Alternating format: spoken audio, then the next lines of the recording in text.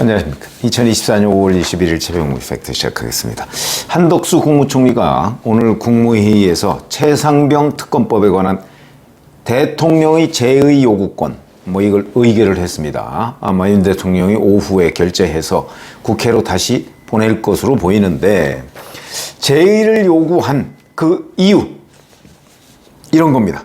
경찰과 공수처에서 현재 수사 중이다.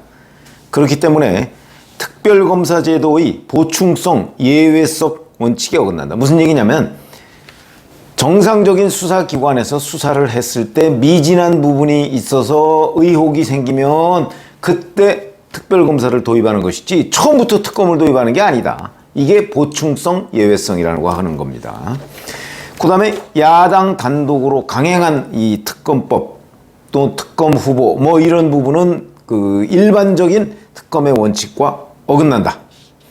여기에는 이제 추천권을 또 특검 추천권도 야당에 독점적으로 부여했다. 이런 거는 대통령의 인사권을 침해한다. 왜냐하면 대통령이 특검을 고를 수가 있어야 되는데 그렇게 못하고 야당이 추천하는 사람 중에서만 고르도록 하는 거. 아마 이런 부분을 얘기하는 것으로 보이고, 이런 것들이 헌법상 상권분립 원칙에 위배된다.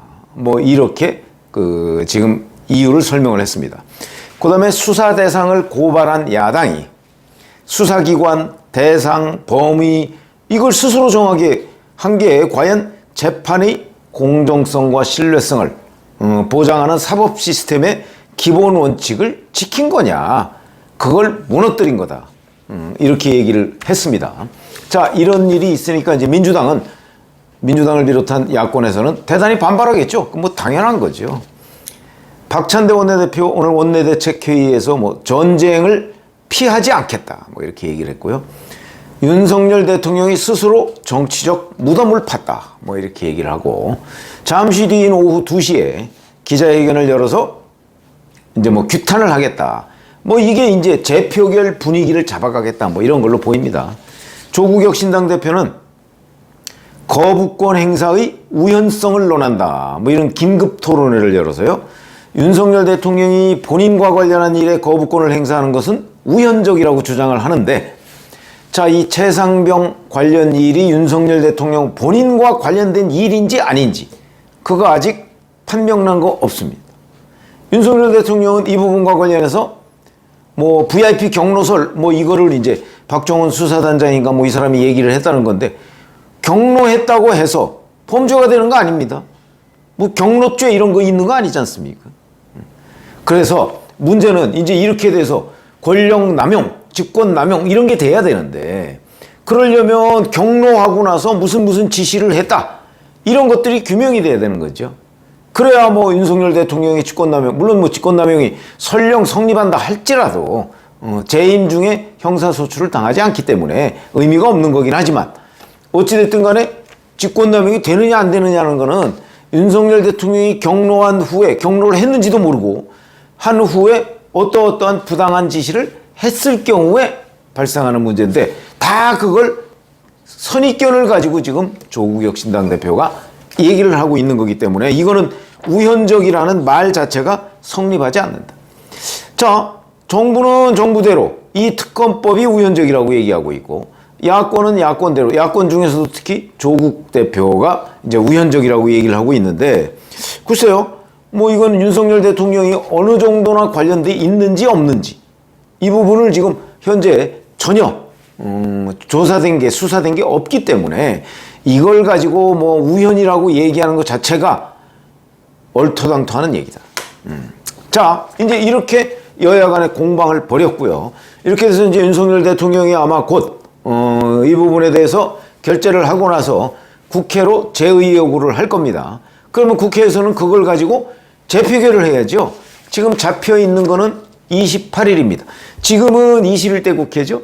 21대 국회는 임기가 29일까지이기 때문에 28일 본회의가 잡혀 있으니까 아마 본회의에 재표결을 할 걸로 보입니다.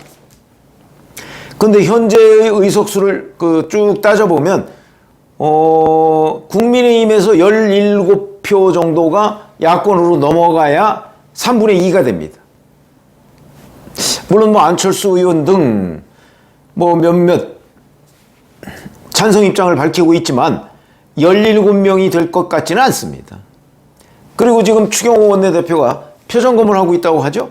만약에 위험하다, 17명이 돼서 이번에 재표결이 된다, 이럴 경우에는 아마 위험하다고 할 때는 당론으로 본회의 불참할 겁니다. 그러면 이제 본회의에 참석한 사람은 당론 위배가 되는 거죠. 그럼 이제 뭐 징계 뭐 이런 사유가 됩니다.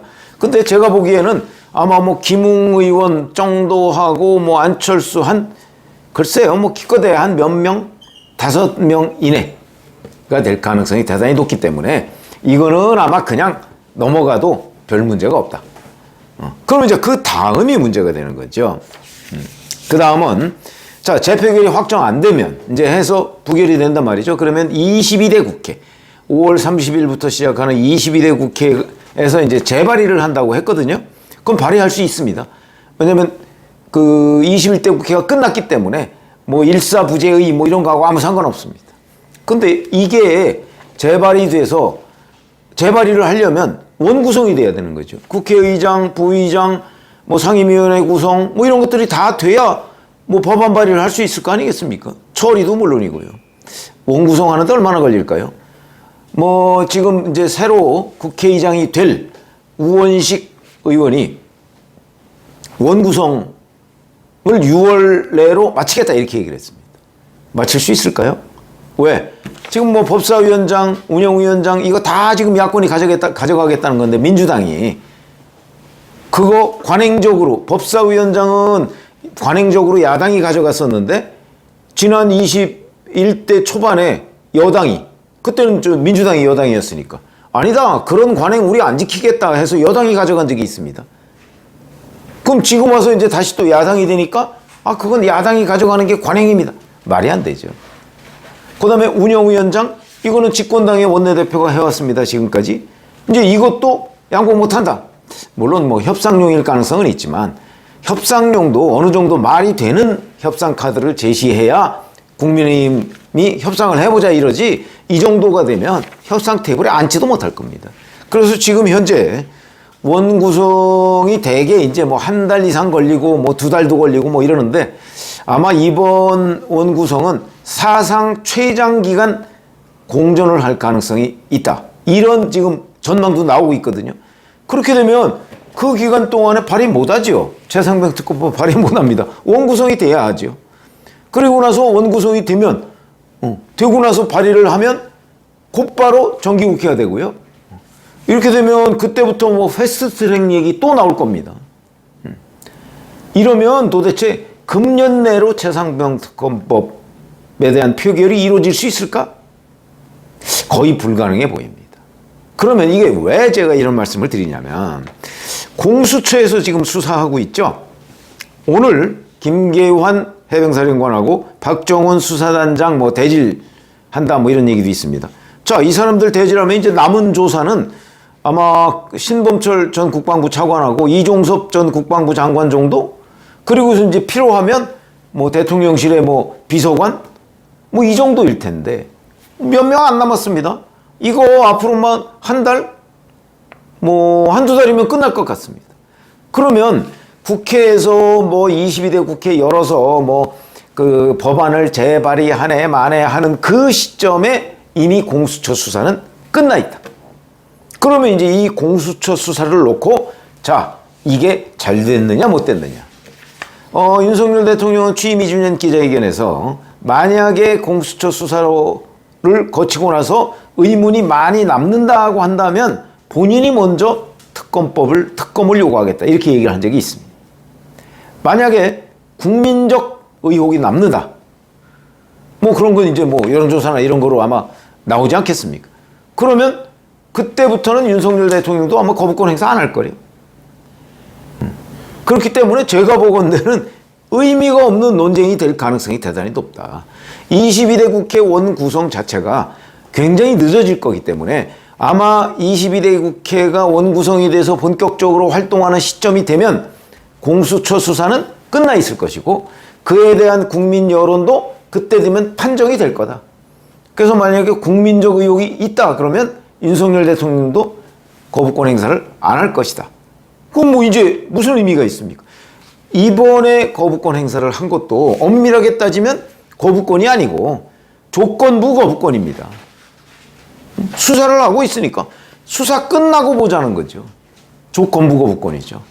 그렇기 때문에 제가 보건대는 아마 22대 국회에서의 최상병 특검법에 대한 거부권, 어찌 보면 이거는 걱정을 안 해도 될 상황. 공수처 수사가 제법 의혹이 남지 않게 이루어졌다고 한다면 특검을 도입할 이유도 없을 것이고, 거기에 설령 약간의 의혹이 있다고 한다면 아마 윤석열 대통령도 특검을 거부하지 않을 것이고, 그럼 이런 게 무슨 지금과 같은 공방이 무슨 의미가 있는 거죠? 그런 점에서 본다면 제가 보기에 22대 국회에서 최상병 특검법을 발의해서 표결을 하고 어쩌고 저쩌고 하기 이전에 이미 공수처 수사가 끝나 있을 것이고, 그 끝나는 시점에 공수처 수사의 의혹이 남았느냐 안 남았느냐에 대한 국민적 평가가 있을 것이고, 그에 대한 윤석열 대통령의 입장도 있을 것이다. 그렇기 때문에 이번 오늘 윤석열 대통령의 거부권 행사라는 것은 조건부 거부권 행사고, 22대 국회에서는 다시 이런 문제가 생기지 않을 가능성이 오히려 높다.